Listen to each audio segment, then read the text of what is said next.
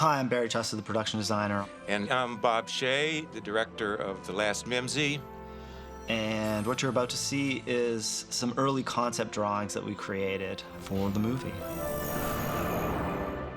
This is a one sheet that we created for Mimzy where we tried to take some of the visual fabric and include it in the mandala, which is included in Mimzy's eye.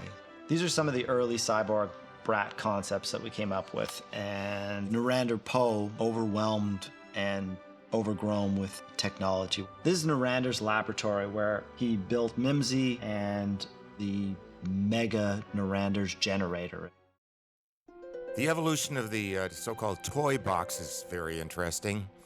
It started off with the production design delivering to us a round object that had triangles etched in it.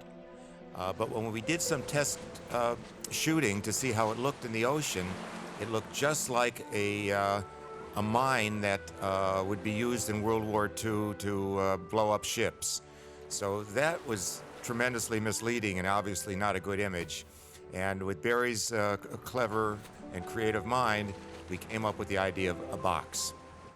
The slate card that the parents would see, and this is the crystal card that the kids would see. One of the other toys is the hearing shell. Also, one of the toys is the gelatinous mass and the meteor. The meteor then coming apart, becoming the spinners. This is Mimzy and the inside of Mimzy, and as you zoom in, you see all the different levels of technology that existed inside of her.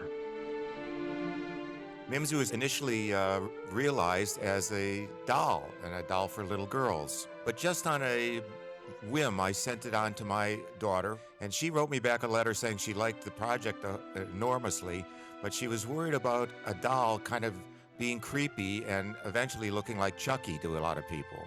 So that stopped us cold. It came to Barry that the idea of a stuffed rabbit would really be an interesting and, in fact, fascinating possibility as Mimzy. First of all, a rabbit doesn't have a gender. It doesn't have a race. It's a little bit more neutral, and it ended up being what we thought was the perfect manifestation of Mimzy.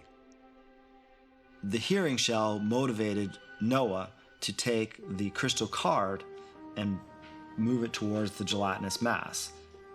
The crystal card gets swallowed up by the gelatinous mass, which creates the generator. Also, Noah was motivated partially by the hearing shell to create a spider web and the terrarium that he uses to bring to the science fair. There's a dream concept with Noah where he's standing on top of the world, and there's Emma and some of the early concepts for what is the cocoon, and when she sticks her hand inside the cocoon, what happens.